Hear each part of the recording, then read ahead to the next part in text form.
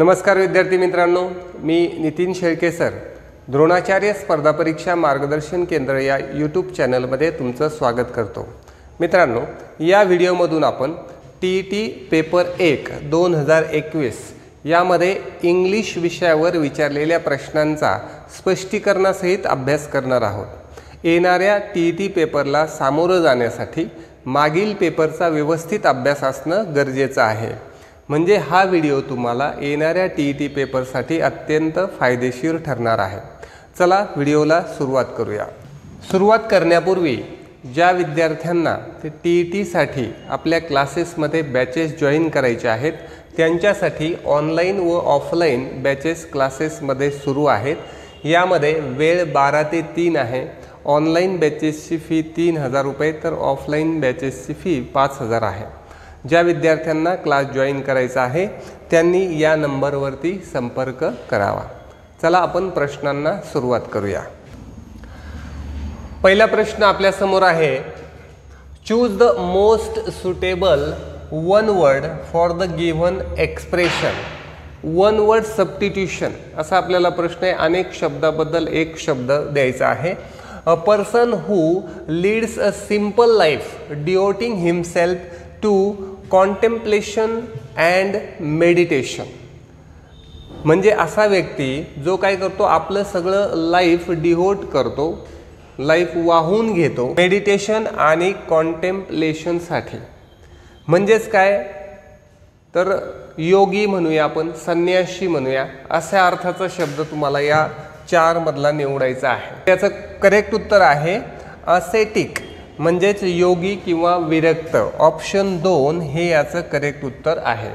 One word substitution आपल्याला पाठ करावे लागतील, पाठ करून ठेवायचे आहेत आणि मोस्टली परीक्षेला जे वन वर्ड विचारलेले आहेत ते त्यांच्यावर जास्त फोकस केलेला फायदेशीर ठरतो। नेक्स्ट पुढील प्रश्न आहे, select the correct cardinal number for the given and the word is a million.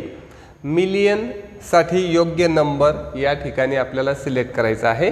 तर मिलियन आपल्या सर्वांना माहिती असावं, मिलियन म्हणजे 10 लाख। 1 लाखावर किती शून्य? 5 शून्य। 10 लाखावर 6 शून्य। मग 6 शून्य असलेला आपला ऑप्शन येतो, ऑप्शन नंबर 4। तर a million means 10 lakh. Okay, 10 लक्ष, 10 लक्ष असं याचं उत्तर आपल्याला घ्यायचं आहे। नेक्स्ट क्वेश्चन पाहूया। नेक्स्ट क्वेश्चन आहे, identify which part of the sentence has an error. वाक्यातील कुठल्या भागामध्ये एरर आहे हा भाग आपल्याला शोधायचा आहे। I was greatly astonish when I came to know that my friend is coming to see me after a gap of about 20 years। हे 4 पार्टमध्ये डिव्हाइड केलेलं सेंटेन्स एक आहे। त्यालाच आपण ABCD या 4 पार्टमध्ये डिवाइड केलेला आहे। यापैकी एका पार्टमध्ये एरर आहे, चूक आहे, हे आपल्याला आयडेंटिफाय करायचे आहे। तर यासाठी आपल्याला आपल्या ग्रामरचं सगळं नॉलेज त्याच्यावरती अप्लाय करायला लागेल। आय वॉज ग्रेटली ॲस्टॉनिश, मी एकदम आश्चर्यचकित झालो। When I come to know, जेव्हा मला कळालं, my friend is coming to see me after gap of about 20 years। आता या ठिकाणी पहा, हे सगळं पास्ट टेन्समध्ये आहे आणि इज कमिंग हे प्रेझेंटमध्ये आलं, प्रेझेंटमध्ये आलेलं आहे। तर सिंपल पास्ट आणि पास्ट कंटिन्युअस याचं कॉम्बिनेशन असतं। सिंपल पास्ट आणि पास्ट कंटिन्युअसचं कॉम्बिनेशन असतं। या ठिकाणी प्रेझेंट आलेलं आहे म्हणून इज ऐवजी इथं वॉज असलं तर ग्रामॅटिकली जास्त टेन्सदृष्ट्या जास्त योग्य वाक्य झालं असतं। यामुळे आपण ऑप्शन सी मध्ये चूक आहे। मग इथे सी किंवा 3 नंबर लिहून चालणार नाही। सी ऑप्शन 1 मध्ये दिलेला आहे म्हणून याचा आन्सर घेऊया ऑप्शन 1 सी। ही आहे यातील ग्रामॅटिकल एरर। नेक्स्ट सेंटेन्स कडे जाऊया। Choose the correct passive voice from the given sentence. Passive active passive voice वरती हा प्रश्न एकदम सिंपल आहे। तर पॅसिव्ह आता जनरली सिंपल सेंटेन्सचं विचारत नाही आहेत। सध्या इंट्रोगेटिव्ह सेंटेन्सचं पॅसिव्ह विचारण्याचा बऱ्याच अंशी ट्रेंड आहे। Why do you waste time, it is WH question आणि WH क्वेश्चनचे आपल्याला पॅसिव्ह करायचे आहे। ओके, तर WH क्वेश्चनचं पॅसिव्ह एकदम सिंपल रचना आपण अभ्यासली होती, मी तुम्हाला सांगितली हे असेल. तर पहिल्यांदा आपण घेणार आहे WH वर्ड, तसाच घेणार आहे plus to be plus object plus V3 plus by plus subject. तर आपण काय करत असतो generally object to be V3 by subject हे साध्या वाक्याची रचना असते, पण WH क्वेश्चन आहे म्हणून WH वर्ड अगोदर, क्वेश्चन असल्यामुळे टू बीचं रूप अगोदर आणि नंतर ऑब्जेक्ट V3 बाय आणि सब्जेक्ट लास्टला क्वेश्चन मार्क देखील राहील. तर या पद्धतीची रचना आपल्याला पाहिजे आहे.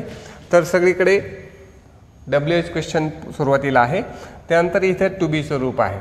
तर टू बीचं रूप घेताना आपल्याला टेन्स आयडेंटिफाय करायचं आहे. Why do you waste time, do does use केलं याचा अर्थ सिंपल प्रेझेंट आहे, म्हणजे आपल्याला प्रेझेंटमधलं आपल्याला टू बीचं रूप पाहिजे आहे. तर या ठिकाणी आपण इज हे बरोबर आहे, हॅज कट होतो ऑप्शन या ठिकाणी. व्हाय इज ओके टाइम. आता आपल्याला काय करायचं आहे V3 घ्यायचं आहे. तर इथं बीन कधी घेतो आपण, परफेक्ट टेन्सला पॅसिव्ह करताना बीन वापरतो. इथं परफेक्ट टेन्स नाही, सिंपल प्रेझेंट आहे म्हणून हा ऑप्शन कट होतो. BEING हे कंटिन्युअस टेन्सचं पॅसिव्ह करताना बीइंग यूज केलं जातं, याची आवश्यकता नाही. Option 4 is our answer. Simple प्रेझेंटचं पॅसिव्ह केलेलं आहे आणि WH क्वेश्चन आहे, क्वेश्चनच राहील पॅसिव्ह झाल्यावर देखील. ठीक आहे, जाऊया पुढील प्रश्नाकडे.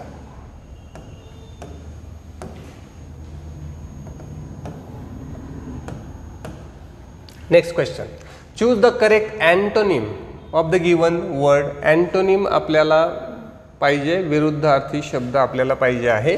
ॲक्विसिटिव्ह, ॲक्विसिटिव्हचं अँटोनिम पाहिजे आपल्याला या 4 ऑप्शनमधून. तर याचा अँटोनिम आपल्याला पाठ असणं गरजेचं आहे. तर ॲक्विसिटिव्हचं अँटोनिम आहे औस्टेर. औस्टेर म्हणजे साधा आणि ॲक्विसिटिव्ह म्हणजे लोभी, ग्रीडी. ॲक्विसिटिव्ह म्हणजे ग्रीडी, लोभी. तर हे याचं उत्तर राहील. नेक्स्ट क्वेश्चन आहे, fill in the blank with the correct alternative. Now duck, duckling, hare आणि या ठिकाणी आपल्याला शब्द निवडायचा आहे. डक बदक, duckling is young one of duck, म्हणजे डकच्या पिल्लाला आपण डकलिंग असा वर्ड वापरतो. हेअर म्हणजे ससा, तर सशाच्या पिल्लाला यापैकी कुठला वर्ड वापरला जाईल. तर याचा आन्सर आहे सर्वांना माहिती असावं लेवरेट. तर लेवरेट, हेअर लेवरेट. ओके, हे स्वॅनचं सिग्नेट आहे, फ्रॉग टॅडपोल आहे, पिग पिगलेट आहे. तर यासाठी यंग वन्स ऑफ ॲनिमल्स असा आपण एक व्हिडिओ ऑलरेडी TETसाठी young ones of animal, cries of animal and homes of animal असा ऑलरेडी मी एक व्हिडिओ टाकलेला आहे, तो तुम्ही अवश्य पहा. आपल्या TET पेपरला यावरती 3-4 क्वेश्चन येतात. यंग वन्स ऑफ ॲनिमल, त्यानंतर homes of animal, cries of animal, यावरती भरपूर प्रश्न येतात. हे आपले सर्वच्या सर्व पाठच असले पाहिजे. तुम्हाला परीक्षेत नक्की माझी आठवण येईल की असा प्रश्न आला म्हणून. जाऊया पुढे.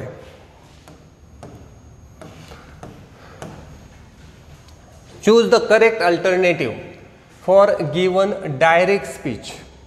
आता डायरेक्ट स्पीचचं आपल्याला करायचं आहे इनडायरेक्ट स्पीच आणि या ऑप्शनमध्ये कोणतं करेक्ट आहे ते पाहायचं आहे. सेंटेन्स आहे, oh what a lovely day she exclaim. Oh what a lovely day she exclaim, exclamatory sentence आहे म्हणून आपण वाक्य सुरुवात करूया. She exclaim. आता या ठिकाणी आनंदाने बोललेलं आहे, विथ जॉय वापरलं तरी चालेल, विथ प्लेजर वापरलं तरी चालेल. सी एक्सलेम विथ प्लेजर, दॅटने वाक्य जोडलेलं आहे. इथपर्यंत बरोबर चाललेत हे दोन्ही वाक्य. ओके, व्हॉटचं व्हॉट राहत नाही. ओके, एक्सक्लेमेटरी सेंटेन्सचं इनडायरेक्ट करताना आपण काय करतो, त्याला साध्या वाक्यात रूपांतर करत असतो, त्यामुळं हे वाक्य इथं आपलं चुकत आहे. इथपर्यंत आलो. She exclaim with pleasure that. आता अवतरण चिन्हात कसं वाक्य झालं, व्हॉट अ लवली डे, तसं असं झालं वाक्य it is a very lovely day. तर इनडायरेक्ट करताना आपण त्याला इट इजचं काय करणार, इट वॉज करणार. तर या ठिकाणी इज तसंच ठेवलं आहे, इनडायरेक्ट करताना इजचं वॉज होईल आणि या कारणाने आपण ऑप्शन 1 हे आपलं उत्तर घेणार आहोत. डायरेक्टचं इनडायरेक्ट करणे एकदम सिंपल आहे. एक्सक्लेमेटरी सेंटेन्सचे इनडायरेक्ट करणे. तर एक्सक्लेमेटरी सेंटेन्सचं इनडायरेक्ट करताना सेड ऐवजी आपण एक्सक्लेम यूज करतो. ओके, दॅट म्हणजे वाक्य जोडण्यासाठी दॅट यूज करतो. त्यानंतर इन्व्हर्टेड कॉमामधलं जे एक्सक्लेमेटरी सेंटेन्स आहे त्याला असरेटिव्हमध्ये म्हणजे विधानार्थीमध्ये रूपांतर करतो आणि टेन्सचे रेग्युलर बदल त्याच्यामध्ये करतो. तर या पद्धतीने आपण ऑप्शन 1 हे याचं उत्तर घेऊया. नेक्स्ट क्वेश्चनकडे जायचं आहे. Choose the correct alternative. He is dash for his evil deeds. म्हणजे आपल्याला सांगायचं तो प्रसिद्ध आहे, पण कोणत्या कामासाठी प्रसिद्ध आहे? Evil deeds. ओके, जर आपण काय म्हणूया, एखादा जर चांगल्या कामासाठी प्रसिद्ध असेल तर त्याला आपण पॉप्युलर किंवा फेमस असा शब्द वापरतो. परंतु तो इव्हिल डीड्स म्हणजे वाईट कामासाठी प्रसिद्ध, म्हणजेच आपल्याला कोणत्या अर्थाचा शब्द पाहिजे? सुप्रसिद्ध नाही तर कुप्रसिद्ध. तर या ठिकाणी नोटोरियस. नोटोरियस म्हणजे कुप्रसिद्ध. Okay, he is notorious for his evil deeds. तो त्याच्या वाईट कामासाठी कुप्रसिद्ध आहे. ओके, फेमस असेल किंवा पॉप्युलर असेल ते चांगल्या कामासाठी, आणि वाईट कामासाठी पण प्रसिद्ध, त्याला नोटोरियस असा वर्ड वापरायचा आहे. वन वर्ड म्हणलं तरी चालेल, अपोजिट वर्डसाठी देखील हे आपल्याला गरजेचं आहे. नेक्स्ट सेंटेन्स आहे, fill in the blank with correct alternative. Reading is easier dash speaking. Reading is easier than speaking. Comparative degree आहे, easier than speaking. Reading is easier than speaking. Okay, दोघांची तुलना. Next, identify the mismatch pair from the given alternative. एक चुकीची जोडी, mismatch pair find out करायची. मी just तुम्हाला सांगितलं होतं, young ones of animal, cries of animal, homes of animal यावरती क्वेश्चन येतात. तर ही 2021ची म्हणजे याच्या अगोदरची क्वेश्चन पेपर आहे. यात हा दुसरा क्वेश्चन आहे पेपर 1 मध्ये. इतकं सिम्पलमध्ये तुम्हाला 2 मार्क्स आत्तापर्यंत मिळालेले आहे. तर पाहूया. तर या ठिकाणी असं आहे की parrot, squeak, frog, croak, owl, hoot, horse नाही. आता हे क्राईज ऑफ ॲनिमल म्हणजे प्राणी आणि त्यांचे आवाज याच्यावरती डिपेंड आहे. जवळजवळ सगळ्यांना उत्तर समजलं असेल. फ्रॉग, क्रोक आवाज बरोबर आहे. हॉर्स नेई, हॉर्सच्या आवाजाला नेई असा शब्द वापरतात. आउल्स, हुट बरोबर आहे. फक्त फर्स्ट आपलं चुकलेलं आहे पॅरॉटचं. तर पॅरॉटला टॉक शब्द वापरतात, पोपट बोलतो. तर हे चुकीचं आहे, म्हणून हा आपण यातील मिसमॅच पेअरमध्ये घेतलेला आहे. नेक्स्ट क्वेश्चन आहे, choose the correct alternative. He will not come dash. तर या ठिकाणी आपल्याला दिले I do not think. Okay, may think, I thought, I think. टेन्सच्या कॉम्बिनेशनवर प्रश्न आहे. जर आय डू नॉट थिंक हे जर पहिले घ्यायचं असेल तर याचं पुढं वाक्य होकारार्थी पाहिजे. मला वाटत नाही तो येईल असं पाहिजे होतं, पण इथं आपल्याला हे वाक्य नकारार्थी, पुढचं पॉझिटिव्ह पाहिजे, म्हणून मी पहिलं कट करतो. मे थिंकचा तर काही विषय येत नाही. थॉट आलं की पुढं आणखी पास्टमध्ये जाईल, म्हणजे ह्या विषय राहत नाही. तर आय थिंक हे करेक्ट राहिलं. I think he will not कम. मला असं वाटत आहे की तो येणार नाही. तर ऑप्शन 4 हे करेक्ट आन्सर आहे. आय थिंक नंतर आपण फ्युचरचं बोलत असतो, सिम्पल फ्युचर पुढे घेतला जातो. ठीक आहे, जाऊया पुढे. Next, find out the phrase which can correctly substitute the underlined part of the sentence किंवा underlined part. तर अंडरलाईन पार्टसाठी करेक्ट फ्रेज किंवा करेक्ट मिनिंगचा वर्ड आपल्याला शोधायचा आहे. I saw him make ray face. आता रे फेस म्हणजे कसा चेहरा, तर याचा अर्थ काय होतो? तर याच्यामध्ये show disappointment, feel sick, abuse, cry with pain. तर काय करणे, व्रे फेस म्हणजे नाराजी दर्शविणे, म्हणजे डिसअपॉइंटमेंट दर्शविणे. Show disappointment, wry face showing disappointment, हे याचं उत्तर आहे. नेक्स्ट क्वेश्चनकडे जाऊया. The doctor dash the patient from taking certain medicines. The doctor dash the patient from taking certain medicines. आता फ्रॉम म्हणजे काय करणे, आपण एखाद्या गोष्टीपासून त्याला परावृत्त करायचं असेल तर आपण फ्रॉम याच्यापासून वेगळं राहा असं वापरलो, बरोबर का? म्हणून आपण प्रिस्क्राईब नाही देणार आपण, डॉक्टरने दिलं असं नाही देणार. तर डॉक्टरने त्याला विरोध केला की हे औषध घेऊ नको, मग त्याला बॅन म्हणू का प्रोहिबिटेड म्हणू, प्रोस्क्राईब तर नाही येणार. तर याच्यामध्ये प्रोहिबिटेड हा शब्द योग्य आहे. म्हणजे the doctor prohibited the patient, म्हणजे डॉक्टरने पेशंटला मनाई केली, प्रोहिबिट केलं फ्रॉम टेकिंग सर्टन मेडिसिन, अशी औषधं तुम्ही घेऊ नका असं डॉक्टरने पेशंटला सांगितलं. Prohibited is proper word here according to meaning. Next question, choose the correct alternative. This tree is older than that and he is my elder brother.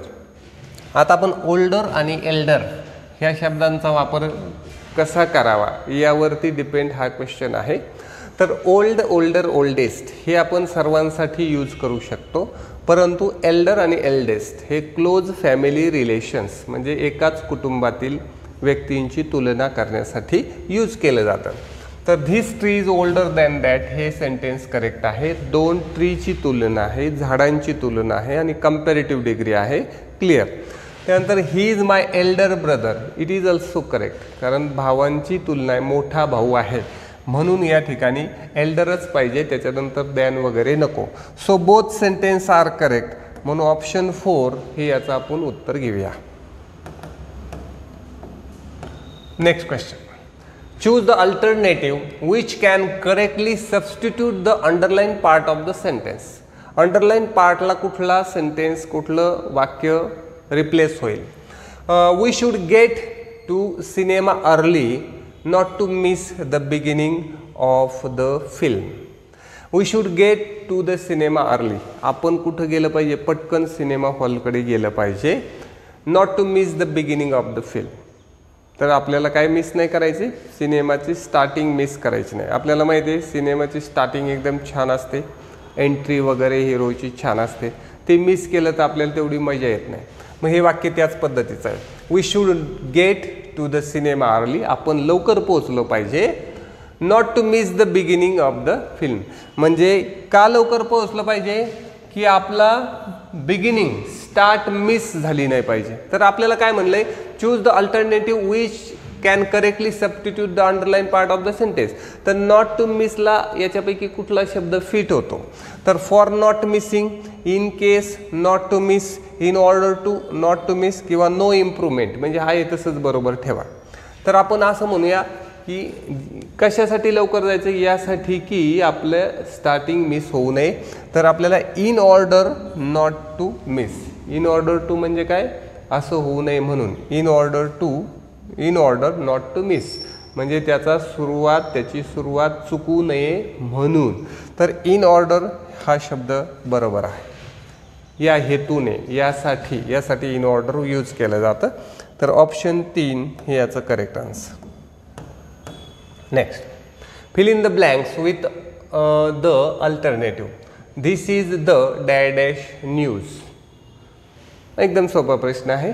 तर आता या ठिकाणी हे आहे द आर्टिकल यूज केलेलं आहे, it means it is in superlative degree. So comparative म्हणजे better गेलेलं आहे, लेट पण गेलेलं आहे. नाऊ धिस टू, ह्या दोघांमध्ये आपल्याला आन्सर निवडायचा आहे. तर न्यूजच्या बाबत आपण काय म्हणतो, ही अलीकडची बातमी आहे. जेव्हा टाईमच्या बाबत यूज करत असतो तेव्हा आपण म्हणतो this is the latest news. Latest means अलीकडची, ओके, अलीकडची. आणि जेव्हा सिक्वेन्स असतो तेव्हा आपण लास्ट यूज करतो. This is the latest news. आपण काय वापरतो, लेटेस्ट टेक्नॉलॉजी, लेटेस्ट न्यूज, या पद्धतीचं वाक्य आहे. Choose the correct alternative. He ran dash dash. तर ही रॅन क्विकली, तो जोरात पळाला, अशा पद्धतीने सिंपल वाक्य आहे. Next, as the festival approaches the number of customers.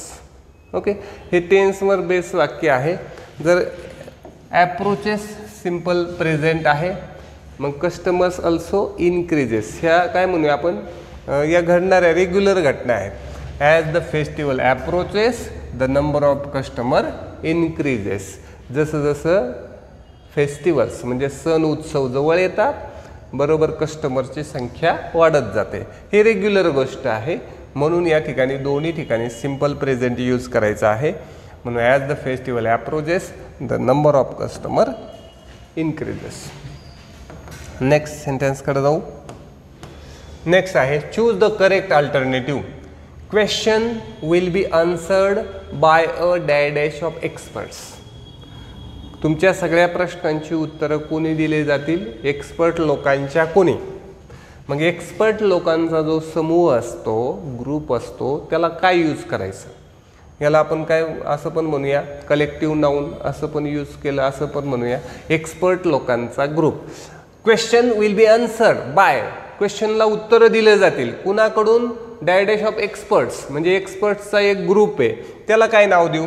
तर एक्सपर्ट्सच्या ग्रुपला बंच म्हणता कामा नये. एक्सपर्टचं बँड नसतं, बँड ऑफ म्युझिशियन असतो, बरोबर. एक्सपर्टचा स्टाफ नसतो, तर एक्सपर्ट्सचा पॅनल असतो. तर पॅनल इज आवर आन्सर. ठीक आहे ना. स्टाफ रेग्युलर सगळ्यांसाठी वापरला जातो.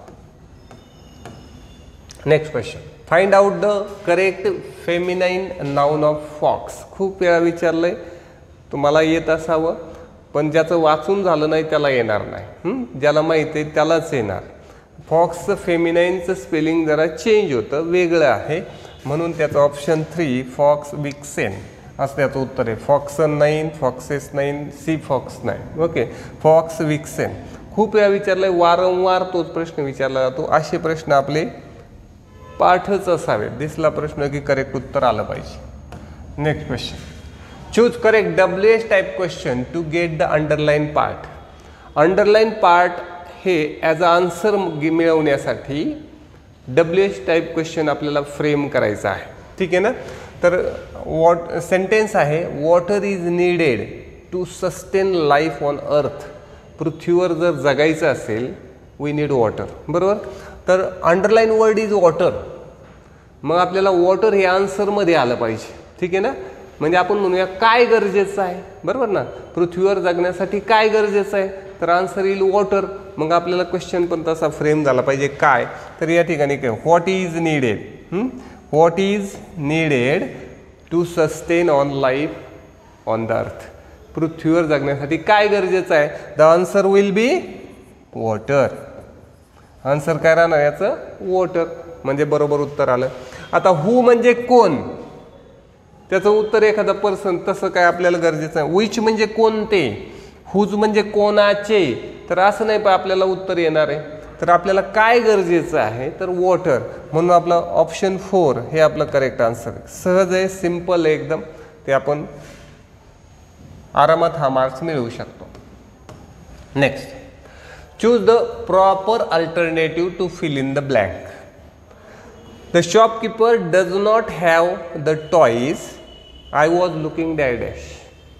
शॉपकीपरकडे ते टॉईज नाही आहे, ते खेळणं नाही, ज्याचा मी शोध घेत होतो. तर शोध घेणे याला लुकिंगला कोणता शब्द जोडू, तर सर्च करणे याला म्हणतात लुकिंग फॉर. लुकिंग फॉर म्हणजे टू सर्च. लुकिंग फॉर या फ्रेजचा अर्थ सर्च करणे. The shopkeeper does not have the toys I was looking for. ज्याचा मी शोध घेत होतो ते खेळणं शॉपकीपरकडे नव्हतं, ते टॉईज शॉपकीपरकडे नव्हतं. Next, rearrange jumble part which are label PQRS to produce the correct sentence. Choose the correct sequence. आता आपल्याला काय करायचं आहे, here is a one sentence and its parts are jumble. त्याचे पार्ट्स मागे पुढे केलेले आहेत. तर तुम्हाला प्रॉपर सिक्वेन्स करून मिनिंगफुल सेंटेन्स तयार करायचे. आणि सिक्वेन्स कोणता प्रॉपर आहे ते आपल्याला ऑप्शनमधून निवडायचं. ठीक आहे ना. द पर्सन वाचूया. Because he is poor, work hard and efficiently, cannot आणि हू इज पुअर. तर आपण याचं आन्सर कसं घेऊया बघा. The person who is poor cannot work hard and efficient because he is poor. तर आपल्याला काय येईल, SRQP म्हणजे उलटा सिक्वेन्स आला याचा. SRQP option 4. मग वाक्य कसं झालं एकदा वाचूया. The person who is poor, जो गरीब होता, cannot work hard and efficient, तो चांगलं काम करू शकत नव्हता बिकॉज ही इज पुअर, कारण गरीब असल्यामुळे. नेक्स्ट क्वेश्चनकडे जाऊया. Choose the correct spelt word. Correct spelt word आपल्याला सांगायचं आहे. ओके, आन्सर मी अगोदरच सांगितलंय. तर एकदम सिंपल असतो. तर मिससेलेनियस हा शब्द झाला करेक्ट स्पेलिंगचा. याचा अर्थ असतो मिश्र किंवा संकीर्ण. सेम स्पेलिंग थोडे पुढे मागे पुढे करून दिलेले आहे. तर याच्यातलं करेक्ट स्पेलिंगचा हा वर्ड आपण शोधला आहे. जाऊया पुढे. Choose the proper article to fill in the blank. Proper article use करायचं आहे. Iron is dash dash useful metal. खूप वेळा प्रश्न आला आहे, आपण वर्गामध्ये पण वारंवार घेतलेला आहे. तर युजफुलचे जरी स्टार्ट यू म्हणजे वॉवेलनी होत असेल तरी त्याचा उच्चार य म्हणजे असा कॉन्सोनंटचा उच्चार होतो. म्हणून त्याच्यापूर्वी कॉन्सोनंटचा आर्टिकल म्हणजे अ आर्टिकल यूज केलं जातं. म्हणून iron is a useful metal. तर असं याचं उत्तर द्यायला पाहिजे होतं. त्या रीतीने TT 2021 पेपर 1 मधील इंग्रजी विषयाच्या प्रश्नांचा आपण अभ्यास केलेला आहे. ज्या विद्यार्थ्यांना बॅचेस जॉईन करायचे आहेत त्यांनी या नंबरवरती संपर्क करावा. व्हिडिओ जर तुम्हाला आवडला असेल तर लाईक करा, शेअर करा, सबस्क्राईब करा. लवकरच भेटूया अशाच माहितीपूर्ण व्हिडिओमध्ये. थँक्यू.